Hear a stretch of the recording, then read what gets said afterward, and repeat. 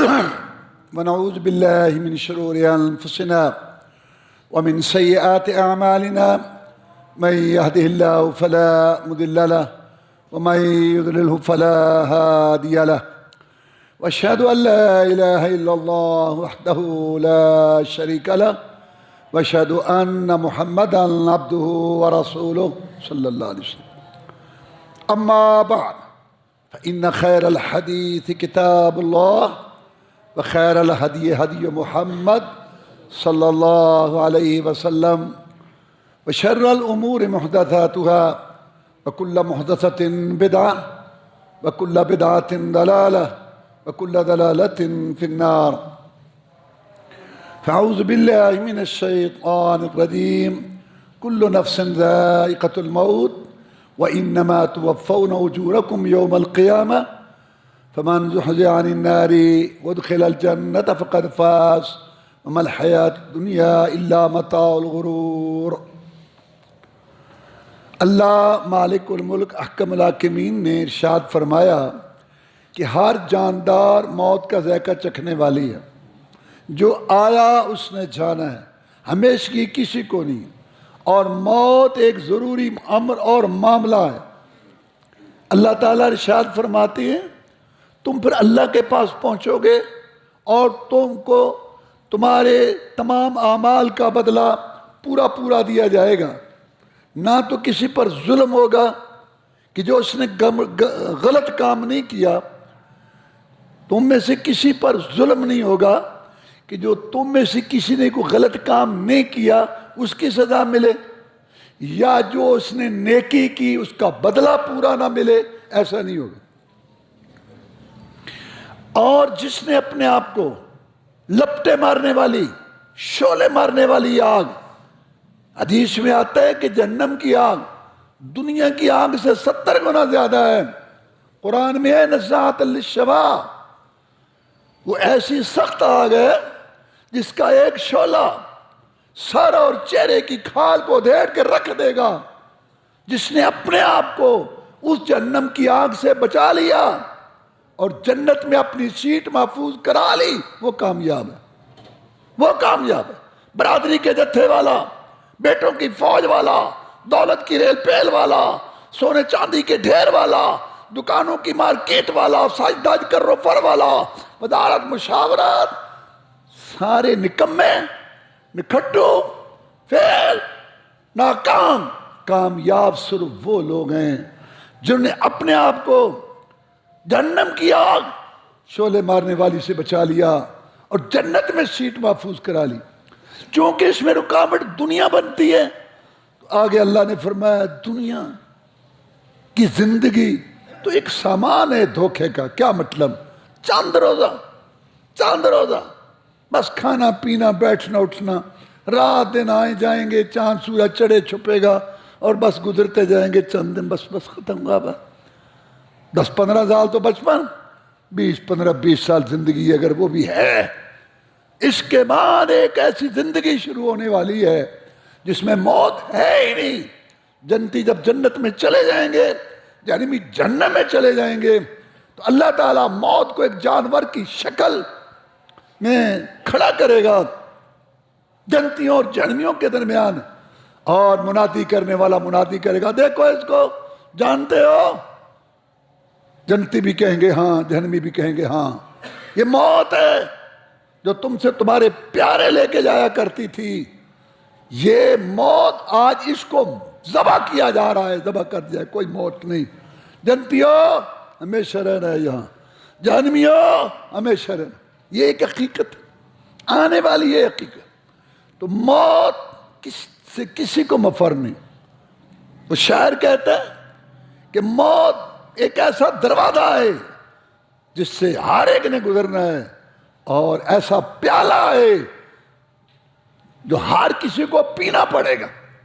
یہ موت دنیا میں سب سے بڑی اونچی ہستیاں، انبیاء اور رسول علیہ السلام، اللہ کے پیارے کتابوں والے، نبوت و رسالتوں والے، جن کو اللہ کے سلام آیا کرتے تھے، جو گناہوں سے پاک تھے، جن کا رہنا بھی پائے سے برکت تھا، وہ نہ رہے اور کون رہے گا؟ 1,00,000 سے پیغمبر آئے دنیا میں، 1,00,000 سے زیادہ پیغمبر آئے دنیا میں، سب فوت ہوئے اور زمین میں دفن ہوئے۔ قرآن مجید کے اندر یعقوب علیہ السلام کی موت کا تذکرہ ہے۔ نبی تھے، باپ نبی، دادا نبی، اس سے بھی موت نہ ٹلی۔ قرآن کہتے ہیں ام کنتم شہداء اذ حضر یعقوب الموت، جب یعقوب علیہ السلام کو موت آئی، اذ قال لبنیہ ما تعبدون من بعدی، مرتے وقت فکر ہے تو کس چیز کی کہ میری اولاد دین پر رہے۔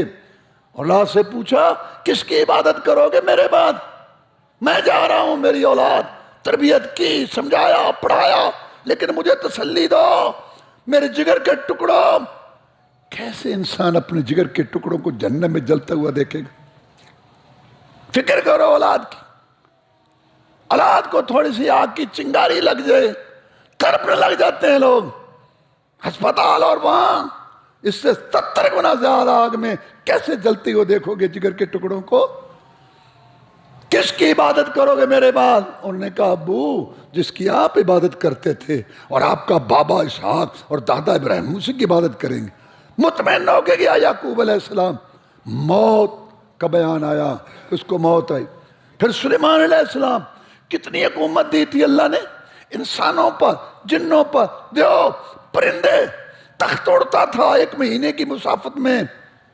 اللہ تعالیٰ نے اس کے لیے تانبے کے چشمے چلا دیے تھے، پانی کی طرح تانبا تھا، محلات، کتنی حکومت تھی۔ رب ہب لی ملک لا ینبغی لأحد من بعدی انک انت الوہاب، یا اللہ مجھے ایسی حکومت دے جو میرے بعد کسی کو نہ دینا۔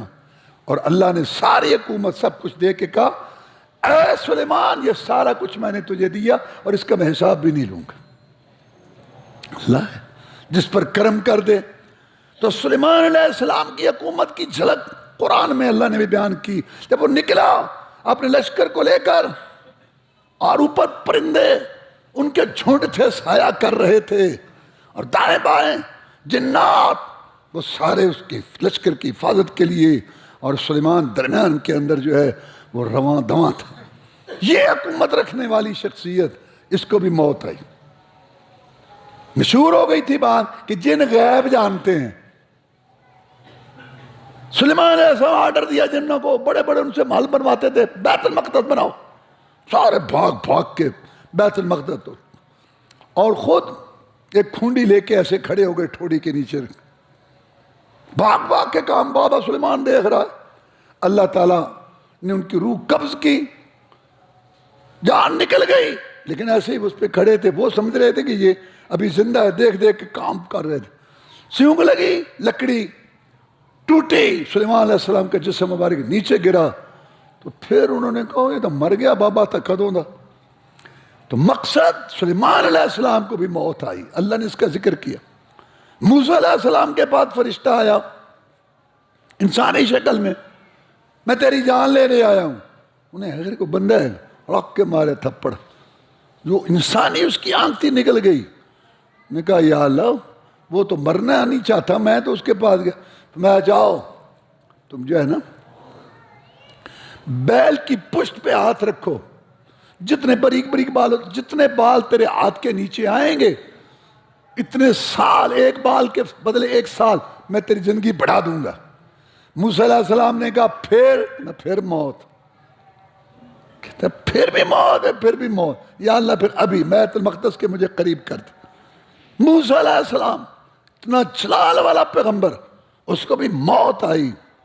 اور پھر نبیوں رسولوں کے سردار جن پہ نبوت رسالت ختم ہو گئی، اللہ نے آسمانوں پہ بلایا، جن کو اللہ تعالیٰ نے اپنے سلام بھیجے، جن پر اللہ نے اپنی رحمتیں نازل کی، حمد کا جھنڈا جن کے ہاتھ میں ہوگا، ساری دنیا کا جن کو رسول بنایا، قیامت کے دن سفارش وہ کریں گے۔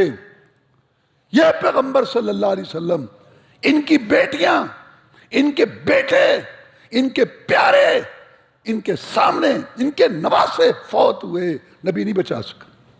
اور ایک دفعہ تو اللہ تعالیٰ نے لوگوں کو بتانے کے لیے کہ بڑی شان والے، مقام والے، مرتبے والے، درجے والے، سب کچھ میں نے ان کو دنیا کے لحاظ سے دیا، لیکن زندگی موت کا مالک یہ محمد بھی نہیں ہے صلی اللہ علیہ وسلم. یہ دکھانے کے لیے 2.25 سال عمر ہے ابراہیم کی، آپ کا بیٹا ہے، آپ نے ہاتھوں میں اٹھایا ہوا ہے اور اس کے سانس اکھڑ رہے ہیں، جان نکل رہی ہے، اور نبیوں اور رسولوں کا سردار بے بسی سے آنسو بہا رہا ہے اور کہتے ہیں ان العین تدمع والقلب یحزن وإنا بفراقک یا ابراہیم لمحزونون. محمد کی آنکھیں آنسو بہا رہی ہیں، سسم دل ہمارا تڑپ رہا ہے. ابراہیم تو ہمارے دل کا بہلاوا تھا، ہمارے لیے رونق تھا، تو جا رہا ہے لیکن کچھ نہیں کر سکتے. ہاتھوں میں وہ بس نیچے بستر پہ بھی فوت ہو سکتا تھا. موت ایک ایسی چیز ہے جس کا کسی کو انکار نہیں ہے. یہ واحد مسئلہ ہے جس پر پوری دنیا کا اتفاق ہے، چاہے وہ اللہ کو مانتے ہیں چاہے نہیں مانتے. جو اللہ تعالیٰ کے قائل ہی نہیں ہے وہ بھی مانتے ہیں موت کو، اور جو آسمانی مذاہب کے قائل ہیں وہ بھی مانتے ہیں، یہودی، عیسائی، مسلمان. اور جو زمینی مذاہب کے قائل ہیں، ہندو مت، جین مت، بدھ مت، وہ بھی مانتے ہیں. موت ایک ایسی حقیقت ہے جس کا کوئی انکار نہیں کر سکتا. وہ بھی وقت آیا جب نبیوں رسولوں کے سردار جناب محمد رسول اللہ صلی اللہ علیہ وسلم، جن کا رہنا بھی باعث برکت تھا دنیا کے اندر، جن کا رہنا بھی باعث برکت تھا. ہم رہتے ہیں گناہ ہی گناہ، غلطیاں، ان کا رہنا بھی باعث برکت، باعث رحمت، لیکن وہ بھی گئے دنیا سے. آپ نے آخری حج کیا، ما خذوا عنی مناسککم، مجھ سے حج کے مقام، حج کے ارکان سیکھ لو اور مقام سمجھ لو. مجھ سے حج کے مقام سمجھ لو، ارکان سیکھ لو. ہو سکتا ہے آئندہ سال تمہاری میری ملاقات نہ. وفات سے چند دن پہلے فرمایا ایک آدمی ہے، اس کو اللہ نے اختیار دیا ہے کہ ابھی دنیا میں رہو یا میرے پاس آؤ. اس آدمی نے اللہ کے پاس جانے کو اختیار کیا ہے، پسند کیا ہے. ان قریب وہ آدمی اللہ کے پاس چلا جائے گا. ابوبکر صدیق رضی اللہ عنہ نے رونا شروع کر دیا. ابو سعید خدری رضی اللہ تعالیٰ چھوٹے صحابہ میں سے تھے. وہ کہتے ہیں ہم نے جب دیکھا نا تو ہمیں بڑی حیرانگی ہوئی. بوڑھا قریشی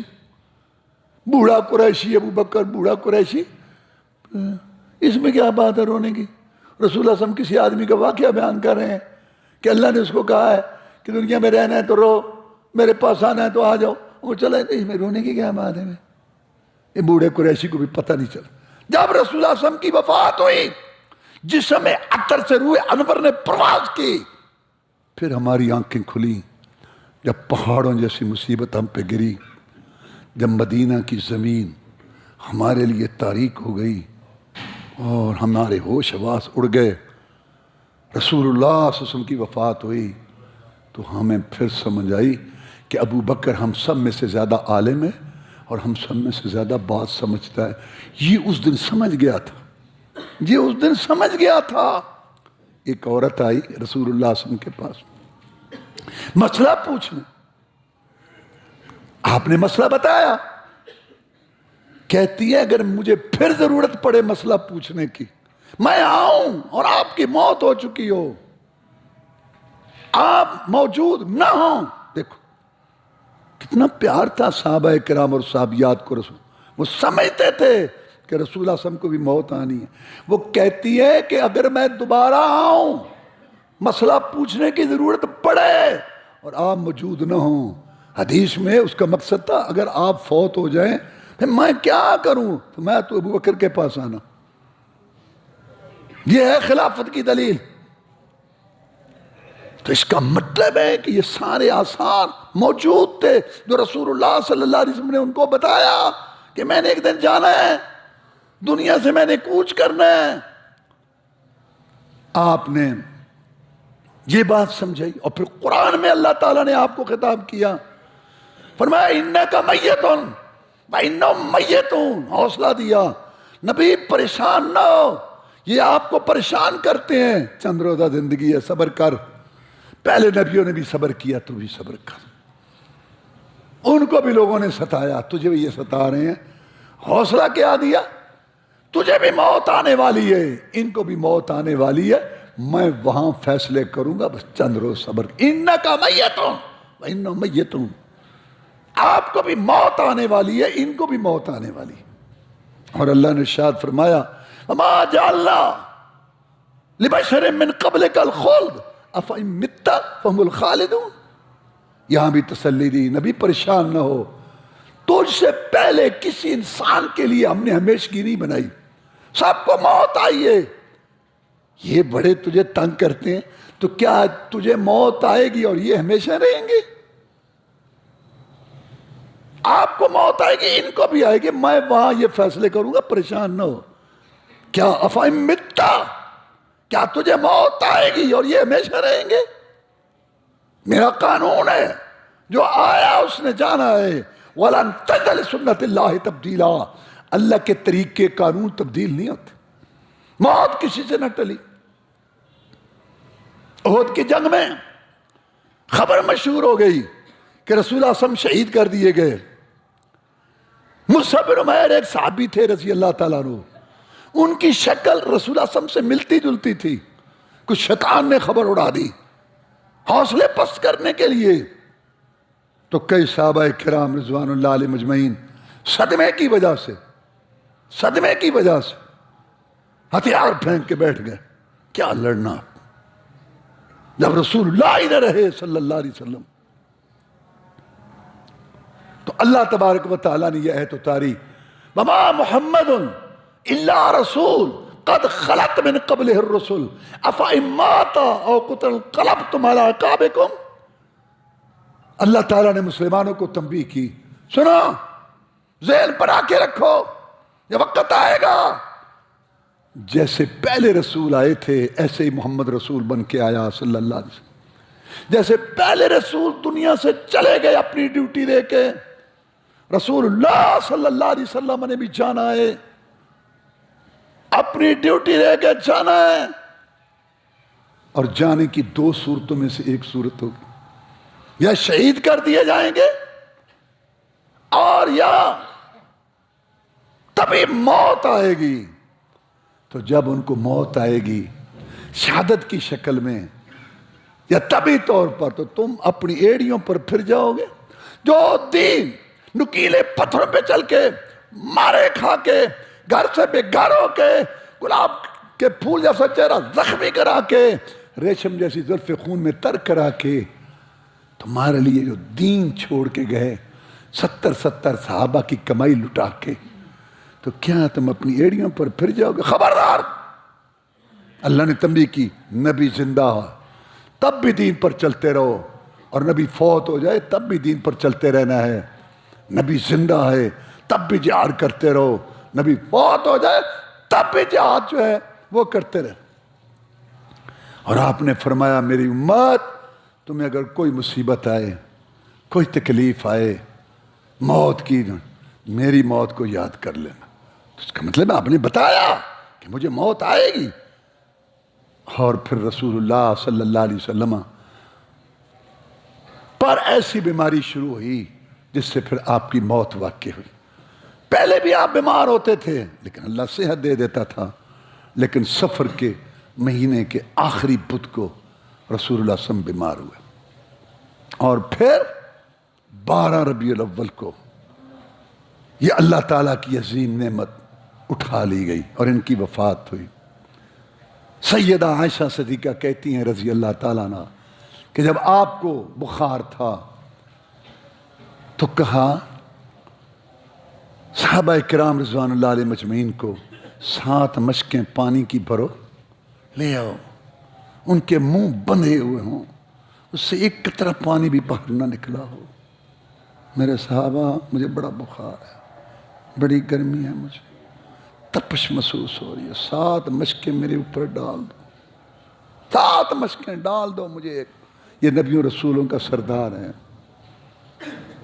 اس کے ہاتھ میں حمد کا جھنڈا ہوگا۔ اللہ تعالیٰ نے ان کو ایسی خصوصیات دی جو پہلے نبیوں رسولوں کو اتنی تکلیف، بخار، تپش، 7 مشکیں آپ کے اوپر ڈال دی گئی۔ سیدہ عائشہ صدیقہ کہتی ہیں رضی اللہ تعالیٰ عنہ کہ ایک دن پھر آپ کو گرمی محسوس ہوئی بخار کی شدت سے، تو آپ نے کہا ٹپ پانی کا بھرو۔ حفصہ رضی اللہ تعالیٰ عنہ جو حضرت عمر رضی اللہ کی لڑکی رسول اللہ صلی اللہ علیہ وسلم کی زوجہ محترمہ، ان کا ٹپ تھا۔ ماں یہ نہیں تھا کہ گھر میں 5-5 7-7 برتن نکل آئے، 5-6 گھروں کی تلاشی لی جاتی تھی پھر ایک برتن ملتا تھا۔ اس کا ٹپ لایا گیا، پانی کا بھرا گیا، آپ درمیان میں بیٹھے، ہم ساری بیویاں آپ کے جسم پہ پانی ڈالتی تھیں، آپ ٹھنڈک محسوس کر رہے تھے بخار میں، سارے دعائیں بھی کر رہی تھیں اور پانی بھی ڈال رہے تھے، ہمارے خامن بھی تھے، ہمارے پیغمبر بھی تھے۔ بہت دیر کے بعد میں بس کروں، میں لوگوں کو کچھ نصیحت کرنا چاہتا ہوں، میں وہاں جانا چاہتا ہوں، لیکن پھر نہ جا سکے۔ پھر کہا پانی لاؤ، پھر پانی آپ نے ٹھنڈک کیسے حاصل کی بخار کی حالت میں؟ پوچھا جماعت ہو گئی ہے؟ جماعت ہو گئی؟ عرض کیا گیا نہیں جناب آپ کا انتظار ہے، جماعت نہیں ہوئی۔ اچھا پانی رکھو میں نہاؤں تاکہ کچھ ٹھنڈک میں جاؤں۔ بار بار پانی رکھوایا، ٹھنڈک محسوس کی، بالآخر نہیں جا سکے۔ کہا ابو بکر کو کہو نماز پڑھا دے، کھڑا ہو جائے محمد کے مصلی پر صلی اللہ علیہ وسلم۔ ایک دن جناب محمد رسول اللہ صلی اللہ علیہ وسلم کو کچھ افاقہ ہوا، دو آدمیوں کے کندھوں پر ہاتھ رکھ کے لڑکھڑاتے قدموں کے ساتھ، قدم ٹکتے نہیں تھے، قدم سے لکیر بن رہی تھی، ایسے قدم آگے لکیر ڈالتے ہوئے جا رہے تھے۔ آپ گئے مسجد کے اندر، صحابہ کرام رضوان اللہ علیہ مجمعین نے جو ہے اس وقت سبحان اللہ سبحان اللہ سبحان اللہ کہنا شروع کر دیا۔ ابو بکر بڑے حیران ہوئے، ان کو کیا ہو گیا؟ میں نماز تو صحیح پڑھا رہا ہوں۔ بار بار کہا تو ابو بکر نے ایسے آگے چہرہ رکھتے ہوئے ایسے دیکھا، دیکھو ضرورت کے وقت آپ نماز پڑھ رہے ہیں، کوئی کھڑک ہوا ہے، کوئی ایسا ہوا ہے، آپ کی نماز میں توجہ ہٹ رہی ہے، آپ آگے منہ نیچے کرتے ہوئے کنکھیوں سے ایسے سیڈوں سے معلوم کر سکتے ہیں، اس کی اجازت۔ ابو بکر ایسے منہ ایسے کر کے نہیں دیکھنا۔ محسوس کیا کہ اللہ کے رسول آئے تو پیچھے ہٹنے لگے، تو رسول اللہ صلی اللہ علیہ وسلم نے میں ابو بکر کھڑا رہے پڑھا نماز ان کو، کھڑا رہے، یعنی میں تیرے پیچھے پڑھتا ہوں۔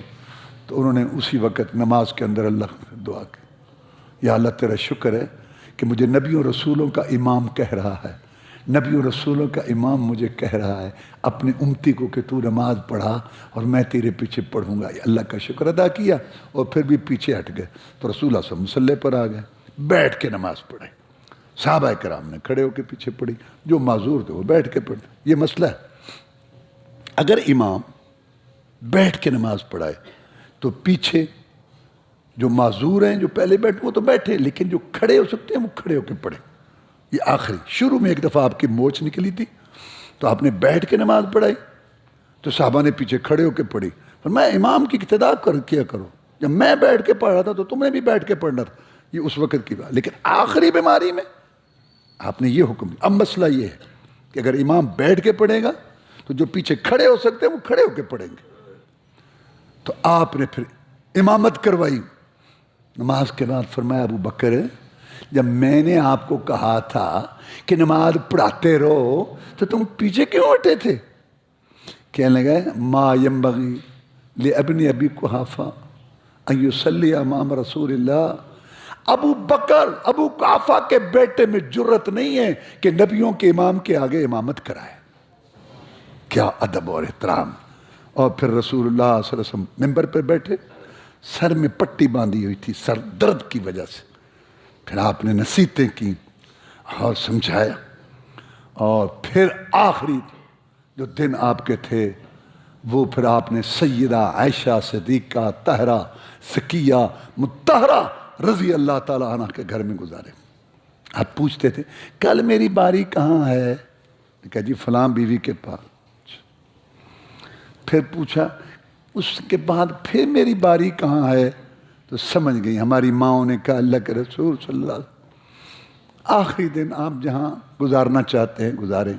پھر آپ نے عائشہ صدیقہ طاہرہ زکیہ مطہرہ صدیقہ کائنات رضی اللہ تعالیٰ عنہ کے گھر میں آخری دن آپ نے گزارے۔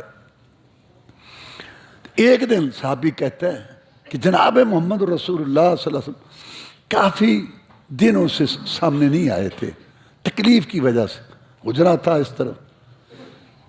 ابوبکر صدیق رضی اللہ تعالیٰ کی امامت میں لوگ نماز ادا کر رہے تھے، آپ حجرت کے دروازے تک آئے اور پردہ ایک طرف کیا، دیکھا، مسکرائے۔ جو قریب صحابی کہتے ہیں میری نظر پڑی، باوجود تکلیف کے مجھے آپ کا چہرہ ایسے لگا جیسے قرآن کا ورق ہوتا ہے۔ میں اتنا خوش ہوا، لگتا ہے کہ میں نماز ہی مجھے بھول جائے گی، اتنی مجھے خوشی ہوئی۔ کتنے دنوں کے بعد ہم نے اپنے رسول کو دیکھا صلی اللہ علیہ وسلم۔ مسکرائے اور پھر پردہ نیچے کیا، چلے گئے۔ اس کے بعد سامنے نہیں آئے، نہیں دیکھا گیا پھر ان کو۔ جب پوری کی پوری امت جو اس وقت موجود تھی ابو بکر کی امامت اقتدا میں نماز پڑھ رہے تھے، رسول اللہ صلی اللہ علیہ وسلم خوش ہوئے، اپنی پکی ہوئی کھیتی محمد دیکھ کے گیا، صلی اللہ علیہ وسلم خوش ہو کے گیا کہ امت متفق ہے ابو بکر کی امامت اور اس کی قیادت پر۔ جس عیسائی نے کتاب لکھی دنیا کے 100 بڑے کامیاب آدمی، پہلا نمبر اس نے محمد رسول اللہ علیہ وسلم کو دیا، اور 2 وجہیں لکھی۔ ایک تو یہ کہ جو بات اس نے فران کی چوٹیوں سے کہی تھی توحید کلمے والی، آخر دم تک اس پر قائم رہا، کوئی لچک نہیں دکھائی۔ اور دوسری بات کہ کامیابی کامرانی دیکھ کے گیا، جزیرہ کے اندر مکہ فتح ہوا، عرب سرنگوں ہوا، آخری خطبے میں 1.5 لاکھ کا مجمع تھا، محمد صلی اللہ علیہ وسلم آخر میں اپنے مسلح پہ اپنا جانشین تیار کر کے گیا، اور دیکھ کے مسکرا کے خوش ہو کے دنیا سے گیا، اپنی کامیابی آنکھوں سے دیکھ کر گیا۔ یہ کامیابی کیا تھی؟ کہ امت ابو بکر کی امامت قیادت پر متفق تھی۔ سیدہ عائشہ کہتی ہیں رضی اللہ تعالیٰ عنہ کہ آپ لیٹے ہوئے تھے، پانی کا برتن آپ کے پاس تھا، آپ اس میں ہاتھ ڈالتے، پھر چہرے پہ پھیرتے، پھر ہاتھ ڈالتے، پھر چہرے پہ پھیرتے۔ کبھی آپ کو جو ہے تلخی محسوس ہوتی، چادر چہرے سے اتارتے، پھر اوپر کرتے، پھر تلخی محسوس ہوتی، پھر چہرے سے چادر اتارتے۔ اسی حالت میں فرمایا لعن اللہ الیہود والنصار اتخذوا قبور انبیاء مساجدا۔ میں پاس تھی، اس حالت کیفیت میں بھی امت کو شرک سے بچانے کے لیے نبی بے تاب ہوا، کیونکہ سب سے بڑا گناہ شرک ہے، جو شرک پر مرے ہمیشہ جہنم میں رہے گا۔ اس حالت میں بھی محمد رسول اللہ صلی اللہ علیہ وسلم کو امت کی فکر تھی کہ یہ بچیں شرک سے۔ کہا اللہ کی لعنت ہو یہود و نصارہ پر، نبیوں رسولوں کی تعلیمات کو بھلا کر انہوں نے ان کی قبروں کو سجدہ گاہ بنا لیا۔ عائشہ صدیقہ کہتی میں نے یہ بات سنی اس حالت میں، اس کیفیت میں۔ اور پھر اور کیفیت جو ہے کمزوری والی ہوئی تو آپ کے ہونٹ مبارک حرکت کر رہے تھے، قریب ہوئی، کیا کہہ رہے ہیں؟ الصلاۃ الصلاۃ الصلاۃ ما ملکت ایمانکم، نماز نماز نماز، اور غلاموں کا خیال رکھنا، ماتحتوں کا خیال رکھنا۔ آخر وقت میں اللہ کا حق جو سب سے بڑا ہے نماز کی شکل میں، اس کی وصیت کی ہے امت کو احساس۔ لوگ کہتے ہیں مرتے وقت بابے کی بات ہے، یار بابے کی بات ہی پوری کر دو، مرتے وقت کی اس کی وصیت ہے، کچھ تو خیال کرو۔ امت کو بھی شرم آنی چاہیے، رسول فوت ہوتے ہوتے نماز نماز نماز کہتا ہوا فوت ہوا، کچھ تو شرم کرو۔ گھروں کے گھر بے نماز، برادریوں کی برادریاں، مارکیٹوں کی مارکیٹیں، بازاروں کے بازار بے نماز۔ لگتا ہے ہندوؤں سکھوں کے بازار، ہندوؤں سکھوں کی مارکیٹیں، ہندوؤں سکھوں کے خاندان، ہندوؤں سکھوں کی برادریاں، نماز نہیں تو تیرا اسلام سے تعلق ہے۔ سن چکے ہو، میں بتا چکا ہوں۔ طائف والے آئے تھے، اتنے خوشحال علاقے کے 80 آدمیوں کا وفد، پتھر مارنے والے، کہا محمد اسلام قبول کرتے ہیں لیکن نماز نہیں پڑھیں گے، ماں جاؤ، مجھے کوئی ضرورت نہیں تمہاری، آتے ہو آؤ، جاتے ہو جاؤ، لا خیر فی دین اللہ صلاۃ فی، نماز نہیں تو دین نہیں۔ کیسا دین ہے مسلمانوں، 7 پشتی 8 پشتی مسلمانوں کا، گھروں کے گھر میں نماز، نبی آخر وقت میں نماز نماز کہتا ہوا فوت ہوا، اور 2 آدمی کے کندھوں پہ ہاتھ رکھ کے نماز میں شامل ہو کے امت کو نماز کا مسئلہ بتایا، وفات کے وقت تکلیف کے اندر۔ اور حقوق العباد میں جو سب سے کمزور طبقہ ہے، ماتحت طبقہ، ملازم طبقہ، واللہ بڑا ظلم ہوتا ہے، بڑا ظلم ہوتا ہے، بڑا ظلم ہوتا ہے۔ مجبوریوں کی وجہ سے لوگ ملازمتیں کرتے ہیں، تمہاری دکانوں پر، تمہارے گھروں پر، وہ جو تمہاری ڈانٹ ڈپٹ ہے، وہ جو تمہارے گھور مسور ہے، برداشت کرتے ہیں۔ اللہ میں کبھی کبھی دیکھتا ہوں ان کی بھی سوچ ہے، یہ بھی ہمارے بچوں کی طرح ہے، مجبوری ہے ان کی۔ 8-9 سال کی عمر ہے، چائے کی دکان پہ چلا جاتا ہے، رات عشاء کے وقت جس کا دل چاہتا ہے کان پکڑ 2 لگا دے، مار بھی کھاتے ہیں شام کو 25-30-40، ظلم ہو رہا ہے واللہ۔ ابھی چند دن ہوئے مجھے ایک جگہ پہ پروگرام تھا، گھر میں کھانا تھا، بہت بڑا محل، یعنی گھر بڑا عجیب، بہرحال تو وہاں ہم بیٹھے تھے، پروگرام تھا، کھانا وہاں تھا، تو ایک تو بات مجھے وہاں اس نے بتائی، وہ جو گھر والوں بھی ذمہ دار تھا، کہتے جی ہم باہر کھیتوں میں کام کرواتے ہیں، میں عورتوں کو وہ آلو وغیرہ اٹھاتی ہیں، ہر ایک کا میں جو ہے نا ہمیں اتنا فائدہ ہوتا ہے، 800 روپیہ دیتا ہوں، اور وہ ذمہ دار ہے بڑا، اسے کہا میں نام نہیں لیتا، میں بھی سمجھ گیا، تو کہتا ہے سارا دن سے 300 روپیہ دیتے ہیں، حالانکہ حق 800 بنتا ہے، بہت ظلم ہو رہا ہے۔ آخر وقت میں رسول اللہ میں ان کا بھی خیال رکھنا، جو تمہارے حقوق اللہ میں نماز، اور حقوق العباد میں جو سب سے کمزور طبقہ پسا ہوا، اس کو محمد نے یاد رکھا۔ آج حقوق انسانی بڑی باتیں کرتے ہیں انسانیت کی، یہ اقوام متحدہ دنیا کا یہ چاند، حقوق انسانی کے نعرے الاپنے والے، یہ مگر مچ بدماش دنیا کے، اللہ کی قسم میں ان سب کو قربان کر دوں، محمد کی جوتی آپ مٹی پر، جو حقوق آپ نے دیے عورتوں کے، غلاموں کے، ماتحتوں کے، جو خود کھاتے ہیں ان کو کھلاؤ، خود پہن۔ ابو ذر رضی اللہ تعالیٰ بڑے صحابی ہیں، ان کو دیکھا صحابہ نے، جو خود سوٹ پہنا ہوا وہی نوکر کو پہنایا ہوا، تو کہا ابو ذر تیرا سوٹ بھی ایسے تیرے نوکر کا بھی ہے؟ کہتے ہیں ہاں، میں نے اس کو گالی دی تھی ایک دفعہ، گالی کہ یہ نہ سمجھے تمہارے ذہن میں گالی ہے گندی، عربی میں سب کہتے ہیں برا بھلا، آپ یوں اس کا معنی سمجھے برا بھلا کہا، گالی نہیں، وہ نہیں، میں نے اس کو برا بھلا کہا، رسول اللہ نے مجھے کہا ابو ذر، ڈانٹا مجھے، ابو ذر تیرے اندر ابھی جہلیت والی بات ہے، ابھی جہلیت والی بات ہے، اس کو کیوں برا بھلا کہہ رہا ہے؟ جو خود کھا اس کو کھلا، جو خود پہن، میں اس دن سے جو خود کھاتا ہوں اس کو کھلاتا ہوں، اور جو میرا سوٹ ہے اس کے ساتھ کا بناتا ہوں۔ واللہ جو حقوق انسانی پھنسے ہوئے طبقات کی جو تعلیمات رسول اللہ صلی اللہ علیہ وسلم نے دی، کیا ہے یہ سارے؟ ناشتے کا خرچہ ان کا اتنا ہوتا ہے جتنی مزدور کی مہینے کی تنخواہ ہے، باتیں کرتے ہیں، سب ڈرامہ ہے۔ تو رسول اللہ صلی اللہ علیہ وسلم نے آخر وقت میں یہ باتیں کی۔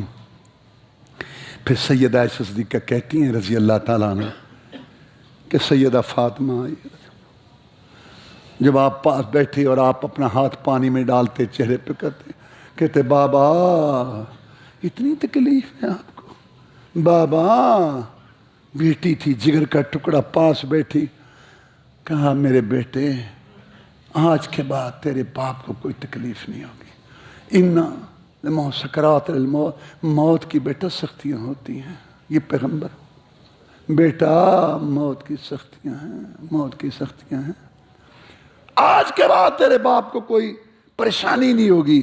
کہا قریب ہو میرے، قریب ہوئی سرگوشی کی تو فاطمہ رو پڑی رضی اللہ تعالیٰ عنہ، پھر کہا ادھر ہو، پھر سرگوشی کی تو فاطمہ ہنس پڑی رہ جاتا.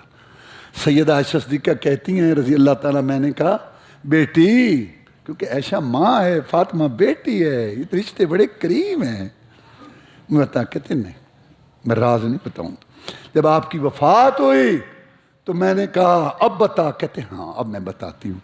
میرے ساتھ آپ نے سرگوشی کی. کہا فاطمہ، جبریل علیہ السلام میرے ساتھ ہر رمضان میں ایک دفعہ قرآن کا دور کرتے تھے، اس دفعہ 2 دفعہ کیا ہے. لگتا ہے کہ میری وفات ہونے والی ہے. تو میں نے رونا شروع کر دیا. پھر آپ نے سرگوشی کی، فاطمہ میرے خاندان گھر میں سے سب سے پہلے تو میرے پاس آئے گی. فاطمہ کی 6 ماہ بعد وفات ہوئی رضی اللہ. اور ایک روایت میں کہا روتی کیوں ہو بیٹا، تجھے یہ بات پسند نہیں ہے کہ تو جنت کی عورتوں کی سردار ہے؟ تو میں ہنس پڑی. سیدہ عائشہ صدیقہ کہتی ہیں رضی اللہ تعالیٰ عنہ کہ آخری رات جو تھی نا، آخری رات، اس سے پہلے آپ نے فرمایا جو میرے غلام ہیں آزاد. اور نماز میں جب آئے تھے تو کہا جس نے بدلہ لینا ہے مجھ سے لے لو، میں محمد دنیا سے جا رہا ہوں.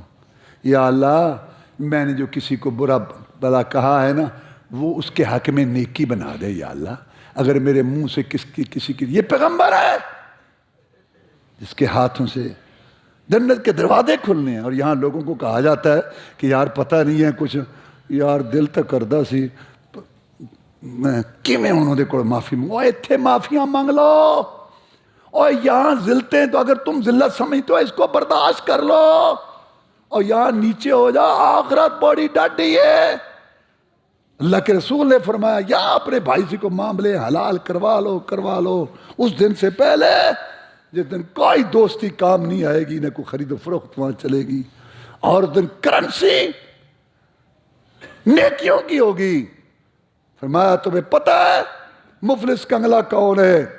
فرمایا جس کے عرض کیا گیا کہ جس کے پاس درہم دینار نہ ہو، دولت. میں نہیں، کنگلا میری امت کا وہ ہے، آئے گا نمازیں پڑھی ہوں گی، صدقے کی ہوں گے، بڑی نیکیوں کے انبار، اس کو گالی دی ہوگی، اس کو تھپڑ مارا ہوگا، اس پر تہمت لگائی ہوگی، اس کا مال کھایا ہوگا. اور اس دن جو ہے اس کے بدلے میں حق والوں کو اس کے 15 گھنٹے کے روزے، ہاں 15 گھنٹے کے روزے، اور یہ نمازیں صبح اٹھ یہ دینی پڑیں گی. فرشتے کہیں گے کہ یا اللہ نیکیاں ختم ہو گئی ہیں، حق لینے والے باقی ہیں.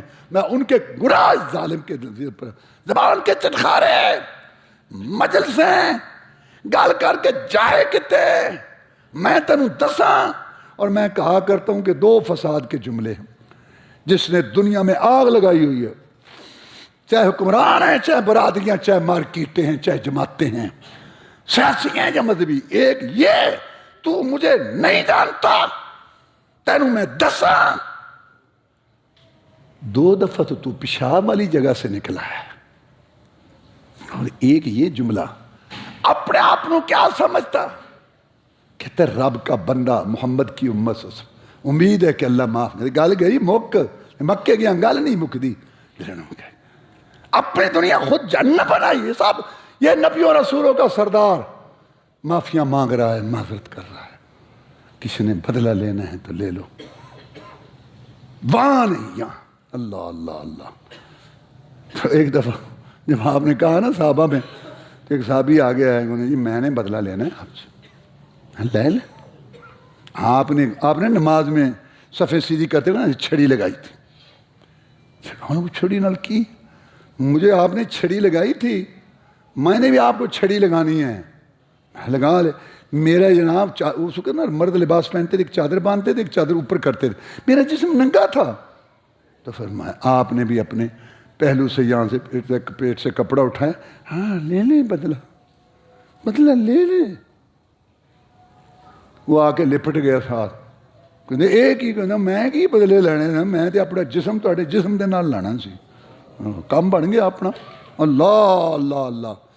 سیدہ عائشہ صدیقہ کہتی ہیں رضی اللہ، آخری رات سارا آپ نے صدقہ، ایک بات سنو، سارا کچھ آپ نے صدقہ کر دیا جو کچھ ہے، لیکن تلواریں لٹک رہی تھیں اس حجرے کے اندر. 9 تلواریں لٹک رہی تھیں، اور زرہ بھی تھی.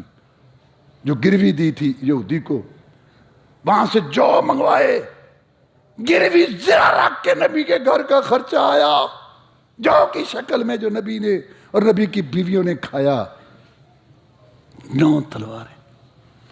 نبی نے امت کو پیغام دیا، پیٹ پہ میں نے پتھر باندھ لیے، میں نے بھوک برداشت کی، لیکن ہتھیاروں کے سلسلہ میں میں نے کوئی کوتاہی نہیں کی۔ امت کو وراثت دے کے گئے تو ہتھیاروں کی۔ اسرائیل کی ایک وزیر اعظم تھی، عورت، وہ اب تو اسرائیل بہت تکڑا ہو چکا ہے، اللہ معاف فرمائے، بہت تکڑا، اسلحہ ہر چیز کے لحاظ بہت تکڑا ہے، اللہ معاف کر۔ تو اللہ تعالیٰ ہماری مدد کرے۔ لیکن جب بہت غریب تھا، 67 کی جنگ، اور اس سے پہلے تو اس نے اتنے معاہدے کیے دنیا سے، اس عورت نے اسلحے کے لیے۔ تو کسی نے کہا کھانے کے لیے تو یہاں ملتا نہیں ہے، اور تو اتنا جو ہے اسلحہ اکٹھا کر رہی ہے، سودے، یہ کیا کہتے ہیں؟ یعنی میں نے مسلمانوں کے پیغمبر سے سیکھے ہیں، جو ادھار پہ منگوائے۔ آخری رات محمد کے گھر میں جو دیا جلا، وہ پڑوسن سے تیل مانگا گیا تھا، لیکن 9 تلواریں محمد لٹکا کے گیا، امت کو دے کے گیا۔ یہ اصل بات۔ اس کے بعد سیدہ عائشہ صدیقہ کہتی ہیں رضی اللہ تعالیٰ عنہ کہ میں آپ کو آسرا دیے ہوئے تھی، آپ کا سر مبارک میرے سینے کے ساتھ تھا، میرا بھائی آیا عبد الرحمن بن ابی بکر، آپ نے ادھر دیکھا، اس کے پاس مسواک تھی، میں نے سمجھا کہ مسواک میں نے کہا میں مسواک آپ کو دوں؟ آپ نے سر سے کہا کہ ہاں۔ میں نے مسواک لی، آپ کو دی، سخت تھی تو آپ سے چبائی نہ گئی۔ میں نے کہا لاؤ میں آپ کو چبا دیتی ہوں، تو میں نے مسواک چبا کے نرم کر کے آپ کو دی۔ میں اللہ کا شکر ادا کرتی ہوں، آخر وقت میں اللہ نے اپنے پیغمبر کی اور میری تھوک کٹھی کر دی، اور رسول کی وفات میرے سینے پر ہوئی، رسول میرے حجرے میں دفن ہوا، اور رسول اللہ صلی اللہ علیہ وسلم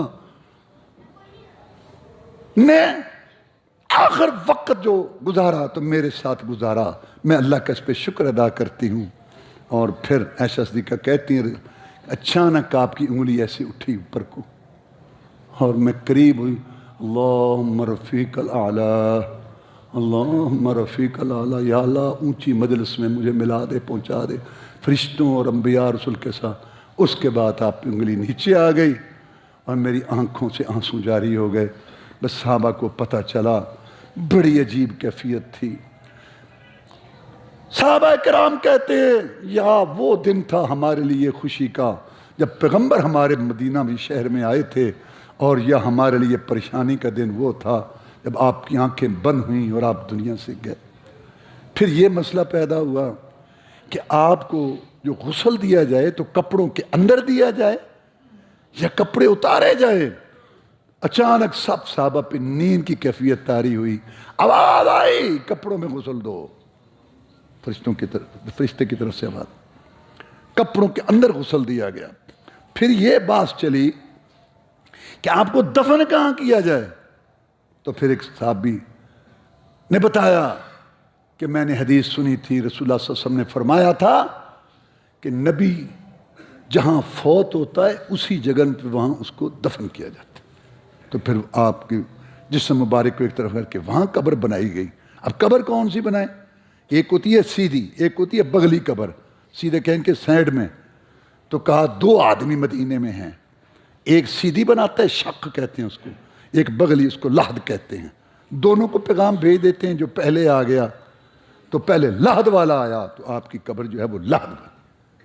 اور پھر 3 دن تک رسول اللہ صلی اللہ علیہ وسلم کا اس طریقے سے ہوا جنازہ کہ بغیر امامت کے، کیونکہ توبہ استغفار کی تو وہاں ضرورت ہی نہیں تھی، یہ ہمارا جنازہ ہوتا ہے کیونکہ ہم نے اس کے لیے معافی مانگنی ہوتی ہے، تو رسول اللہ صلی اللہ علیہ وسلم کے لیے چونکہ معافی کا مسئلہ نہیں تھا تو صحابہ کرام باری باری آتے گئے کمرے میں اور جنازہ پڑھتے گئے، پھر اسی طرح دوسرے، پھر بچے، پھر عورتیں۔ 3 دن تک آپ کا جنازہ، جیسے جنازہ پڑھا جاتا ہے ایسے ہی جنازہ ہوا۔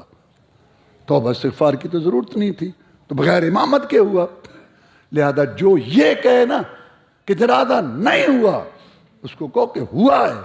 یہ جو صحابہ کے دشمن ہیں نا وہ یہ باتیں پھیلاتے ہیں کہ نبی کا جنازہ چھوڑو. وہ اصل میں مسئلہ پہلے وہ بتا چکا ہوں کئی دفعہ کہ وہاں صحابہ کرام آپس میں بحث کر رہے تھے کہ اب خلیفہ کون ہوگا. تو ایک آدمی نے کہا ابوبکر اور عمر کو, وہاں وہ گئے تو وہ معاملہ وہاں حل ہوا. وہ خیر بیان ہو چکا ہے کئی دفعہ. تو کہہ لو جی جسم چھوڑ کے تو خلافتاں نہیں پہ گئی سی. یہ باتیں بہت تکلیف دہ. تو میں یہ کہتا ہوں کہ آپ کہنا کہ جنازہ ہوا. کون کہہ رہا جنازہ نہیں ہوا؟ ہاں امامت نہیں ہوئی.